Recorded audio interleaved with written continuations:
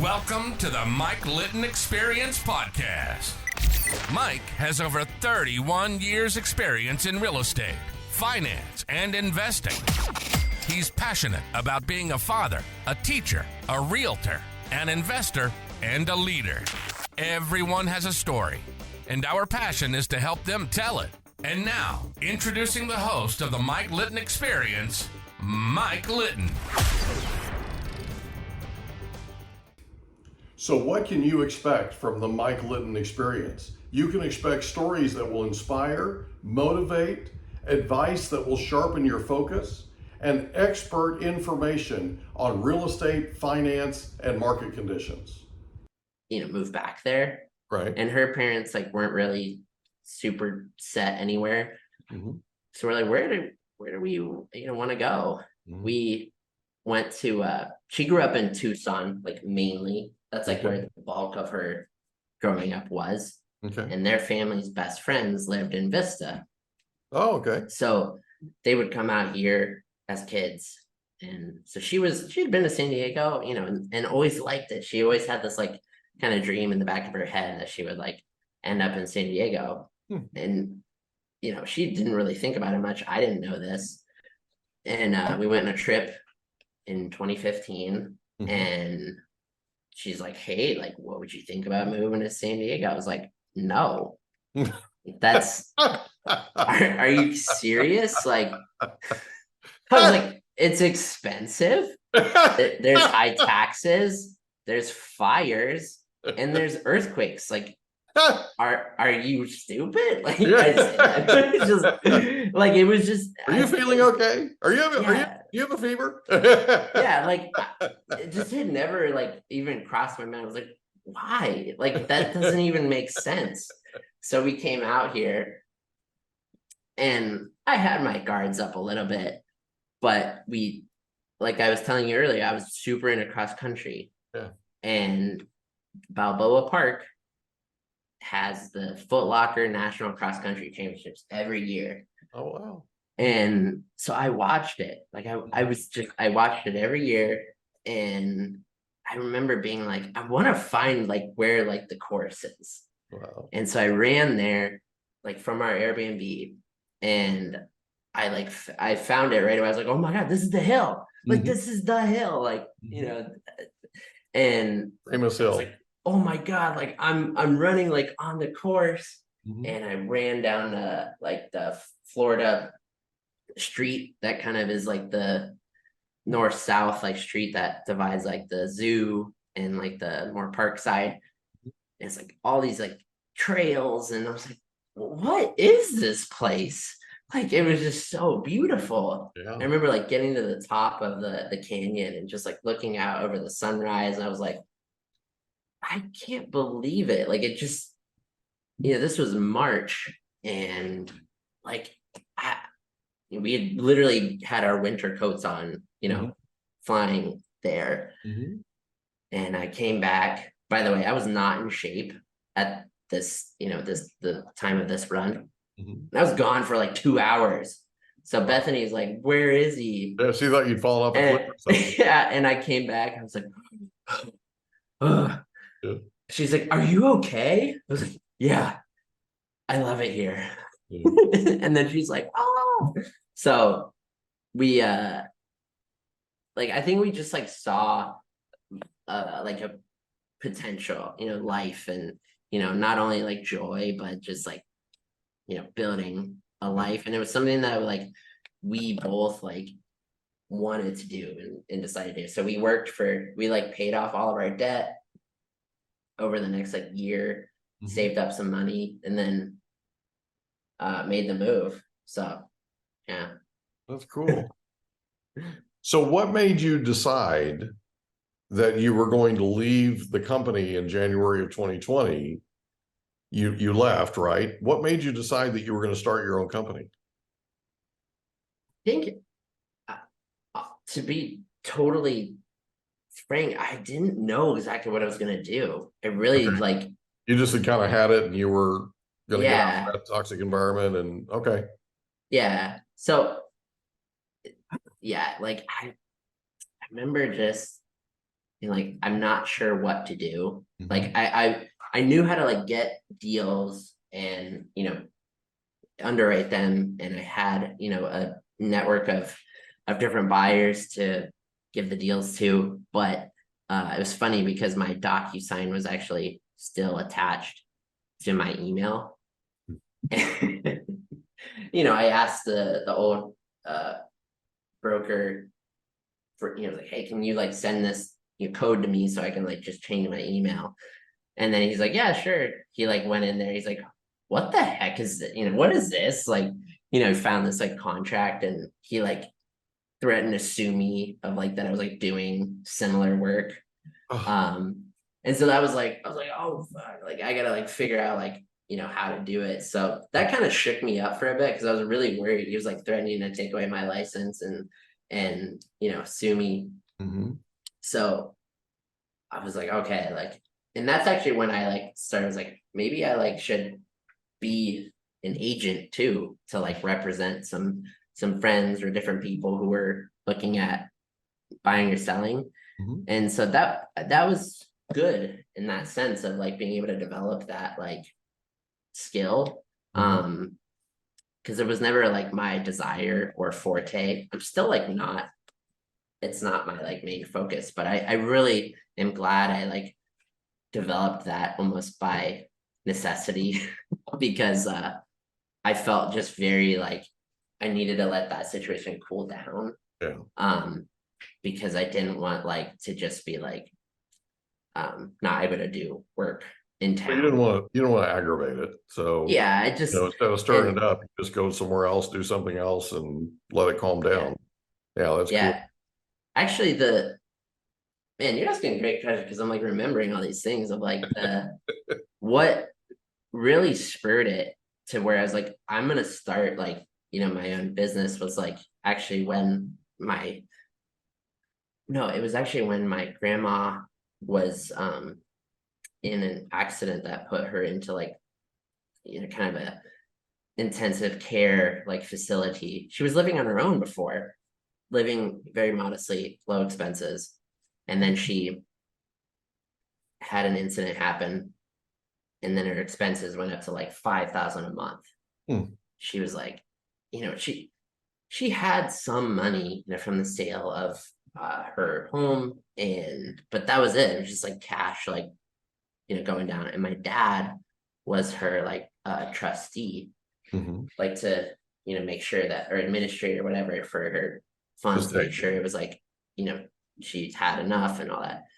And he just told me, he's like, Jonny, like she's gonna run out of money like in like 9 months. Like, because I was just asking, I always wanted to like understand like where are you guys at, like where's grandma at, like how are things. And I was like, what are you gonna do? Like he's like, well, like they're like, how's she gonna do it? She's like, well, like we would have to support her. And I was like, what does that look like? And he's like, I don't know, like I don't even know if we can.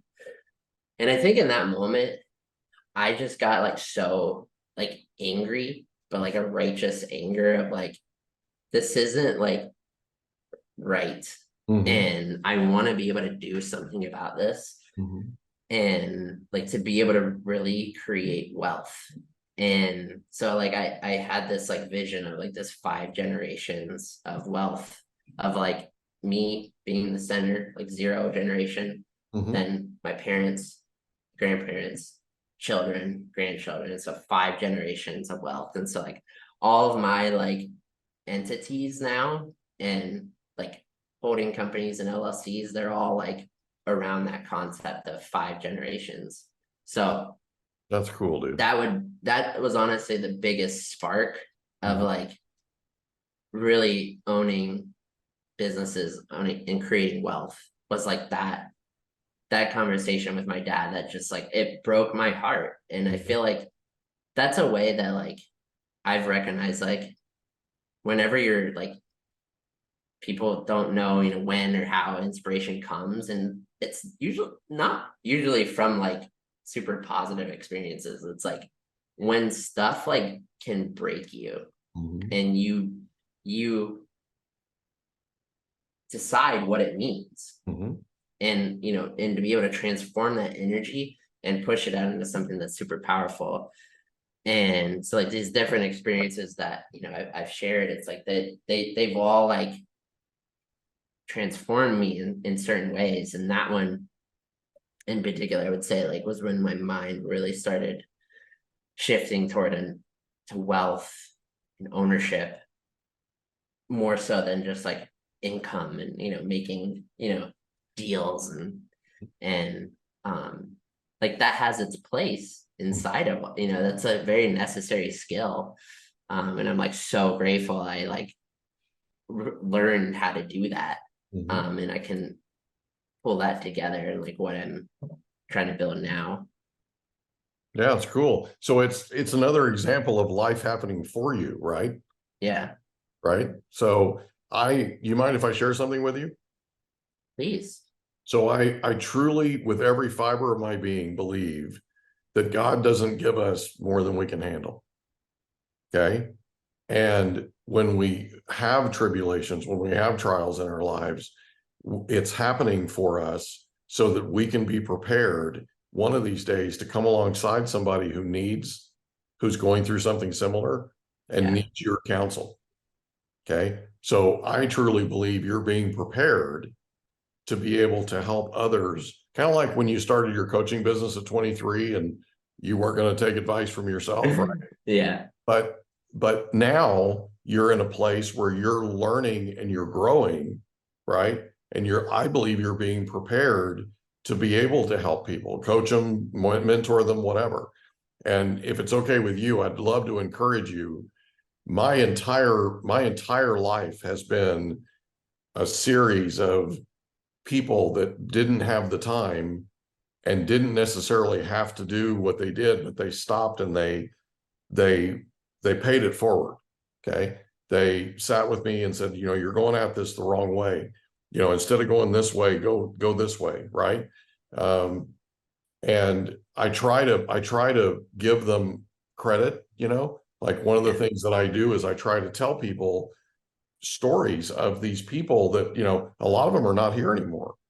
A lot of them have passed on, but they helped me in ways that are just amazing. Like the very first person we interviewed for this podcast, and we're now 66 episodes or 67 episodes in, something like that.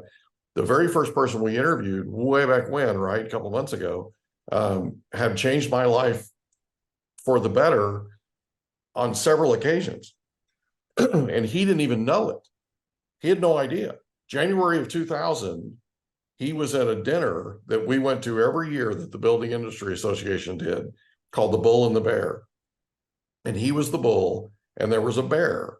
And the bear would always tell you how bad everything was going to be that year. And the bull would tell you, bless his heart, how awesome everything was going to be that year, right? And these two never agreed on anything, okay? Including the color of the sky, okay? I mean, they just didn't agree on anything, except this one thing at this dinner for the first time ever. They agreed, the two of them, that we're running out of permittable land in San Diego County. And at the time, I had a baby that wasn't quite 2 years old yet at home. And I had another one on the way that, as we know now, was born June 16th of 2000. And, she's now 23 and he's 25, right?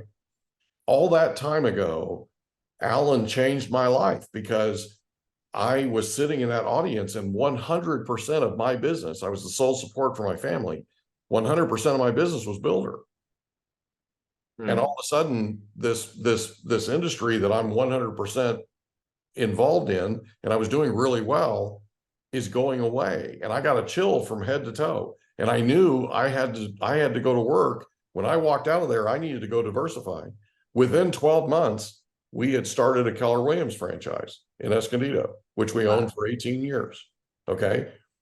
Which was my way of diversifying. Didn't necessarily mean that I had to go out and start a real estate brokerage, but I had the opportunity and I took it, right? Yeah. Part of the reason I took it was because of Alan, was because of his words, okay? And, he wrote a book in 2000 and published it in 2017 called The Great Divide, which talks about the fact that we're in the single greatest transfer of wealth right now in our nation's history. There's some $98 trillion that's being transferred from baby boomers to their millennial kids and grandkids right now. Wow. We're in the middle of it, okay?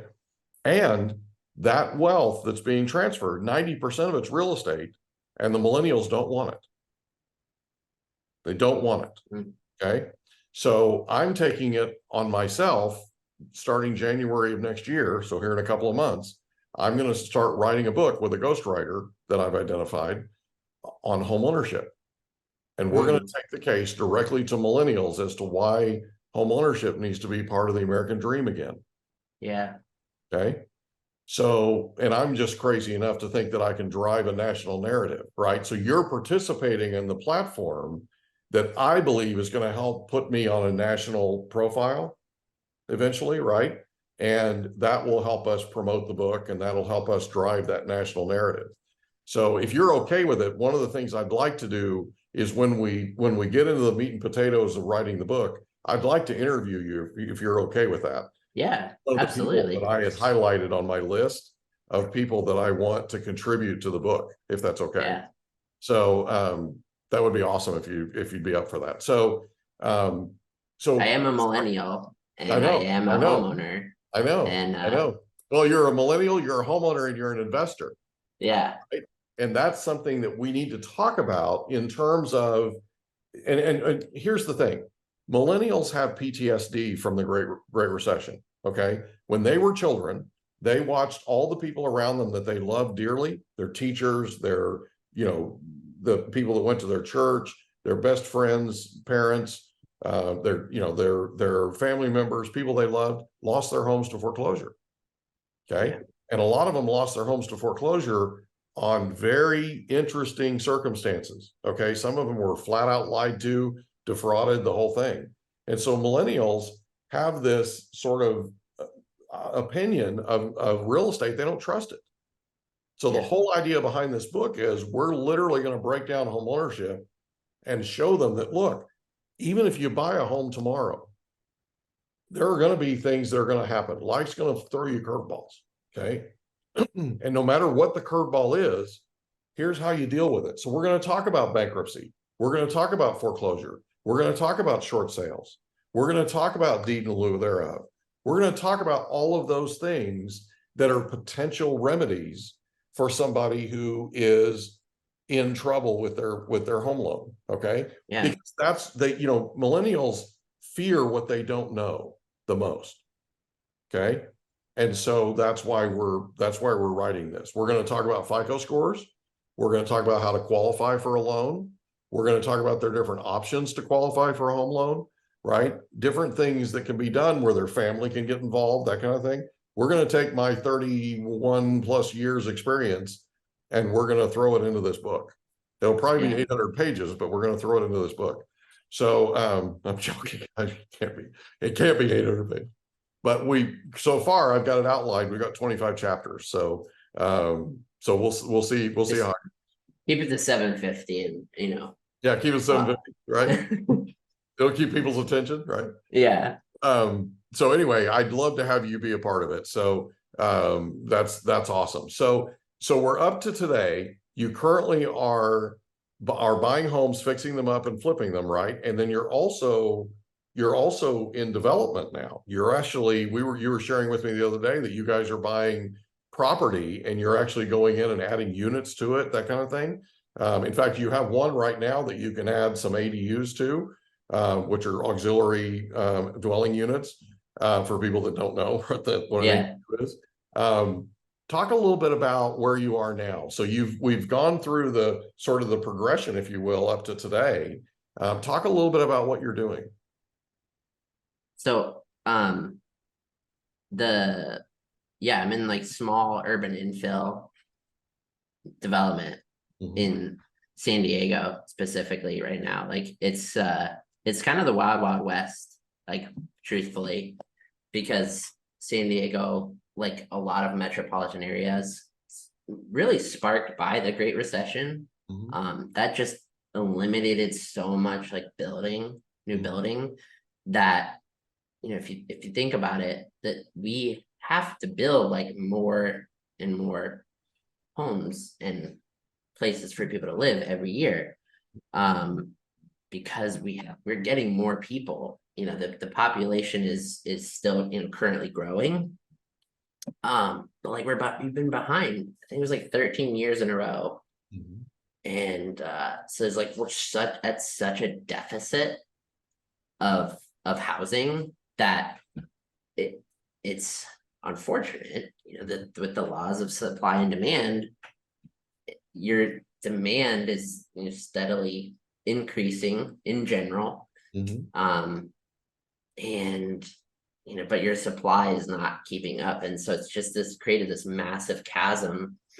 And especially in like growing places, like there are places that are declining in population. Those are not necessarily the best places to invest, but San Diego, a lot of the Sun Belt states and cities, they're growing, Mhm. and there's jobs coming, and so the opportunity is just like so ripe. It's actually a big like angst point, for me. So when this opportunity came for me to like really dive into the space, Bethany pointed it out. She's like, you've always really cared about this whole housing like supply and whatever. He's like, and she's like, and now you're like in it, you're doing it. And I was like, wow, like that's crazy. It's just like it wasn't the like intention in on the surface of like how this came to be. But yeah, like we're San Diego specifically, like the city of San Diego is like super bullish on like getting housing units built. And so they started off with an overlay a couple years ago, the transit priority area. Like you could build unlimited ADUs. And so whatever your zoning floor area ratio was, like, which is how much like square feet of livable space you can build on a lot. Normally you're limited to like just the base zoning. So if you're like single family home zoning, you can only have one house, Right. one dwelling unit. But then the ADUs laws came into play 5 or so years ago, and then every detached house could have one ADU. Mhm. And then San Diego just came in, and then JADUs came in. Those aren't as like useful for investors because you have to be like owner occupied on them. But San Diego came in and was like, hey, okay, yeah, you get your main dwelling unit, then your one ADU by right, but that you might only have like 1,500, 2,000 square feet of like built square footage. Mhm. And they're like, listen, let's say your floor area ratio of like buildable square footage was 5,000. So you have 3,000 more square feet. Mhm. And they said, hey, you throw us a bone, we'll throw you a bone. For every affordable unit that you build, we'll give you a bonus unit up to your max FAR. So if we're building 400 square foot ones, Mhm. I should have done easier math. But like, if it's 3,000 square feet, that's an extra seven units, that you can build like on that lot, where it's like might have just been a single family home before, and then now it can turn into well, the ADU by right, and then the 7 additional. So like that's eight units. No, sorry, Jesus, 9 units. My bad. So yeah. So the main And house, the ADU, and then the 7 additional. Yeah. yeah, there's a lot of freedom and flexibility of like you can technically have ADUs as small as 150 square feet. Wow. But discretion is also very important in this. It's to look at what the market is demanding in certain areas. Like there's some areas where it makes sense to build 3 2s. And then others where it's like it might be a more like blue collar neighborhood where it's like it's a workforce that is mainly out, and the turnover can be a little higher, so they just studios or 1 bedrooms work better. So it's a little bit of an art in that sense of like picking the right, unit mix. So like there's always the balance of like can versus should. Mm-hmm. And so that's kind of the fun like dance we do with figuring out, because like some of the stuff we spec'd out, it's like, hey, we think building 6 units is the right play here. Like, why not more? Because you can. I mean, we could do 9, we could do 10. It's like, it's just it making sure that there's like some space, for like amenities and not. We hope you enjoyed another episode of the Mike Litton Experience. If you did, do us a favor, smash that subscribe button, tell your friends, family, and coworkers about our program, and wherever you get your podcasts, please leave us a rating. It helps us to connect with quality people just like you. And that's a wrap. Another episode of the Mike Litton Experience in the books. Reach out to Mike on Instagram at Litton Realty. Want to meet with Mike? Check out calendly.com/Rio760.